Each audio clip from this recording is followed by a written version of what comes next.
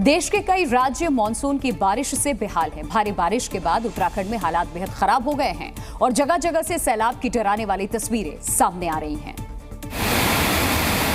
उत्तराखंड के थराली में पिंडर नदी के उफान पर आने के बाद सैलाब आ गया। देखते ही देखते नदी पर बना लकड़ी का अस्थायी पुल पानी में बह गया। अल्मोड़ा में भी भारी बारिश और बाढ़ के बाद पुल गिरने की तस्वीरें सामने आई हैं। यहाँ रामनगर से अल्मोड़ा को जोड़ने वाला पुल वहाँ खड़े लोगों के सामने ही सैलाब में समा गया। इस दौरान पुलिस वाले लोगों को पुल के दोनों तरफ रोकते हुए दिखाई दिए।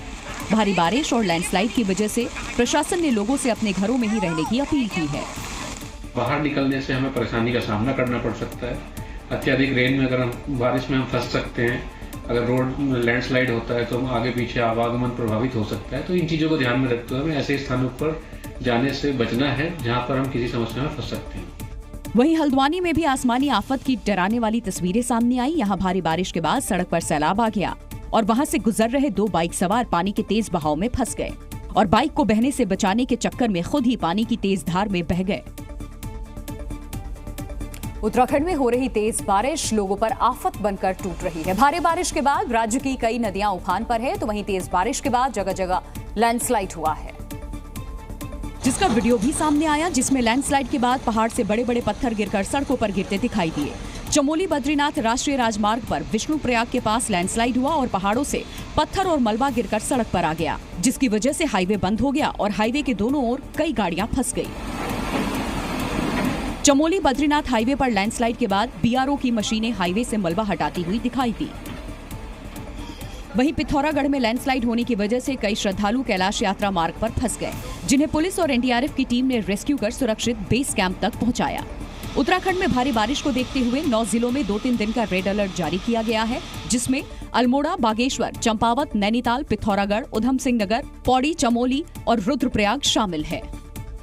खराब मौसम की वजह से गढ़वाल कमिश्नर ने चारधाम यात्रियों को अपनी यात्रा स्थगित करने की अपील की है। वहीं मुख्यमंत्री पुष्कर धामी ने सभी जिला अधिकारियों को हाई अलर्ट पर रहने के निर्देश दिए हैं और लोगों से भी भारी बारिश के चलते सावधानी बरतने और सुरक्षित स्थानों पर रहने की अपील की है।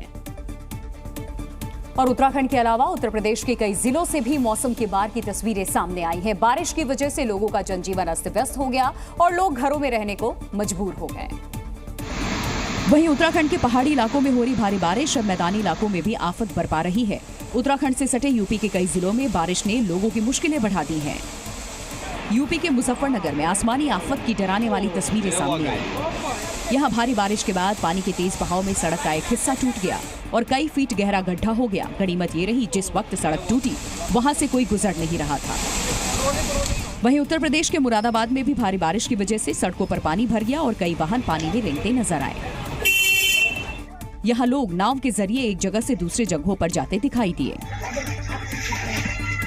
बिजनौर में भी हर तरफ पानी ही पानी दिखाई दिया। भारी बारिश की वजह से लोगों के घरों में पानी घुस गया, जिसके बाद पुलिस की टीम ने 16 गांव वालों का रेस्क्यू किया। सीतापुर में भी मानसून की बारिश से लोग परेशान दिखे। भारी बारिश के बाद यहाँ के सांसद राकेश राठौड़ के घर में कई इंच पानी जमा हो गया। राजधानी लखनऊ में भी लगातार हो रही तेज बारिश से कई जगहों पर सड़कें लबालब हो गईं। गोमती नगर इलाके में तेज बारिश और हवा की वजह से एक बड़ा पेड़ गिर गया। यूपी के अलग अलग जिलों में मौसम विभाग ने बारिश का ऑरेंज और येलो अलर्ट जारी किया है। भारत ही नहीं, पड़ोसी देश नेपाल भी भारी बारिश के बाद बाढ़ से इस वक्त जूझ रहा है। भारी बारिश के बाद नेपाल में कई नदियां इस वक्त उफान पर हैं। यहाँ बाढ़ की वजह से अब तक 47 लोगों की मौत हो चुकी है। पड़ोसी देश नेपाल में भी आसमानी आफत ने खूब कहर बरपाया। यहाँ हुई अचानक बारिश के बाद गंडक और कोसी नदी उफान पर है। बताया जा रहा है कि दोनों ही नदियां खतरे के निशान से ऊपर पहुंच चुकी हैं, जिसकी वजह से कई इलाकों में बाढ़ आ गई है। नेपाल में मूसलाधार बारिश के बाद बाढ़ का पानी रिहायशी इलाकों में घुस गया और लोग पानी में अपना सामान ढूंढते दिखाई दिए। बाढ़ की वजह से दूर दूर तक पानी ही पानी नजर आया। यहाँ पर फर्क करना मुश्किल है कि नदी का दूसरा किनारा कहाँ है और गाँव की सरहद किधर है। सड़कें, रास्ते, पगडंडियां सब सैलाब में डूब चुकी हैं। भारी बारिश के बाद आई बाढ़ की वजह से राजधानी काठमांडू में यातायात बुरी तरह से प्रभावित हुआ है। वहीं कई जगहों पर घरों के गिरने की खबरें सामने आई हैं। बाढ़ की वजह से नेपाल में अभी तक 47 लोगों की जान जा चुकी है और लाखों लोगों के विस्थापित होने की भी खबर है। नेपाल सरकार बाढ़ग्रस्त इलाकों में फंसे लोगों को बचाने के लिए रेस्क्यू ऑपरेशन चला रही है। और नेपाल में भारी बारिश और बाढ़ से यूपी और बिहार में भी त्राहिमाम मचना शुरू हो गया है। दरअसल भारत नेपाल बॉर्डर की सड़क पर कई फीट तक बाढ़ का पानी इस वक्त भर गया और नेपाल से सटे यूपी बिहार के कई जिलों में बाढ़ का खतरा और पैदा हो गया है।